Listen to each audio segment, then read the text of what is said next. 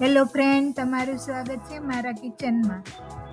આજે આપણે બનાવશું મશીનમાં ભરવાની ઝંઝટ વગર અને એકદમ સરળ રીતે અને એકદમ પોચી રૂ જેવી સાબુદાણા બટેટાની ચકલી.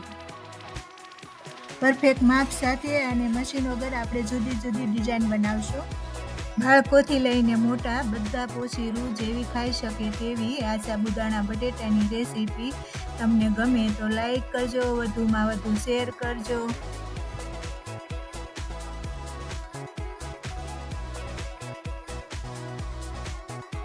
આ આપણે 1 કિલો સાબુદાણા લીધા છે. એને ધોઈ અને આપણે કિલો સાબુદાણામાં 2.5 લીટર પાણી ઉમેરી અને ઓવરનાઇટ આપણે પલાળીને રાખવાના છે.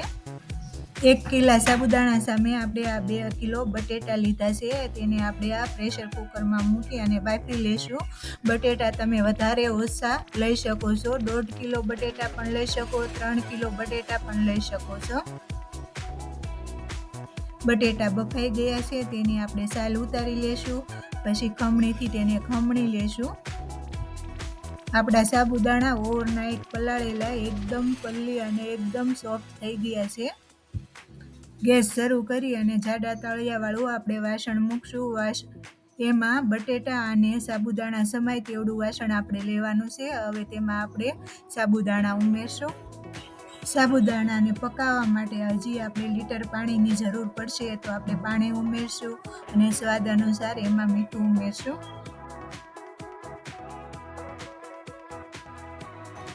3 સ્પૂન જીરું ઉમેરશું. જીરું અને મીઠું સાબુદાણામાં સારી રીતે મિક્સ કરી અને તેને હલાવતા જઈશું અને પકાવતા જઈશું. અડધા સાબુદાણા સડી જવા આવે તેમાં આપણે અડધા કપ જેવો લીંબુનો રસ કાઢેલો છે તે ઉમેરશું. અડધી વાટકી ક્રશ કરેલી તીખી મરચી તેમાં ઉમેરશું. હવે આપણા સાબુદાણા ટ્રાન્સપરન્ટ થઈ ગયા છે. હવે આપણે એમાં ધીરે ધીરે કરતા થોડા સીણેલા બટેટા ઉમેરતા જઈશું અને મિક્સ કરતા જઈશું. હવે આપણે ખીસું રેડી. હવે આ ખીસાનું આપણે ચકરી અને ગાંઠિયો તડકે પાડવા લઈ જઈશું.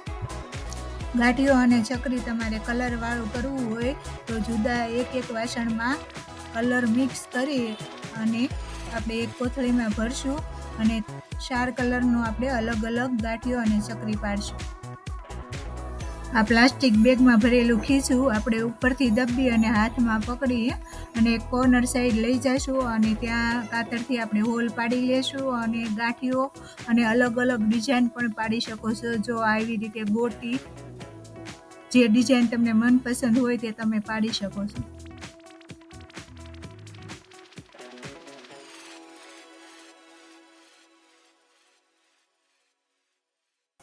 આપણે આ 4 કલરનું ખીચું તૈયાર કર્યું છે. આપણે અલગ અલગ ડિઝાઇન અને ગાંઠિયો આપણે બધા કલરનો પાડી લેશું. આપણો ગાંઠિયો અને અલગ અલગ ડિઝાઇનની ચકરી આપણે બધી હવે પાડી અને રેડી થઈ ગઈ છે. તેને આપણે 6 થી 7 કલાક તડકામાં સુકાવા દઈશું. તમે તેને સૂકવો ત્યારે ખાસ ધ્યાન રાખવાનું છે. તેને પ્લાસ્ટિકમાં સૂકવવાનું છે એટલે તમારે તેને સુકાય પછી ઉખાડવામાં સહેલાઈથી તે ઉખડી જાય છે. 7 થી 8 કલાક થઈ ગઈ છે અને ઉપરથી સુકાઈ ગયું છે એટલે હવે આપણે ફેરવી એને 2 દિવસ તડકામાં સૂકવવાની છે. 2 દિવસ આપણે તડકામાં સૂકવી એટલે એકદમ સુકાય અને એકદમ ક્રિસ્પી થઈ ગઈ છે. હવે આપણી 12 મહિના સ્ટોર કરીને રાખે એવી આપણો ગાંઠિયો અને ચકરી રેડી થઈ ગઈ.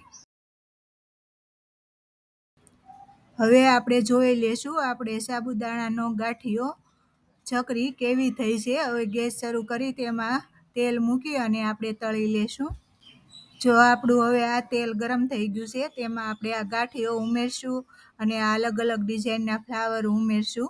જો આ આપણે ફ્લાવર ઉમેરવી છે એવી તો તળાય અને છે તેના કરતી ડબલ થઈ જાય છે અને એકદમ સોફ્ટ અને ફૂલી જાય છે.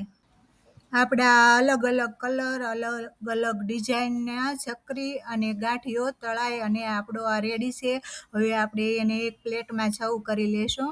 તીખો, ખાટો, એકદમ ક્રિસ્પી, ક્રન્ચી અને હાથથી તમે એને ભાંગો તો એકદમ પોચા રૂ જેવો આ ગાંઠિયાની રેસીપી તમને ગમી હોય તો હજી સુધી અમારી ચેનલને સબસ્ક્રાઈબ ના કરી હોય તો સબસ્ક્રાઈબ કરજો.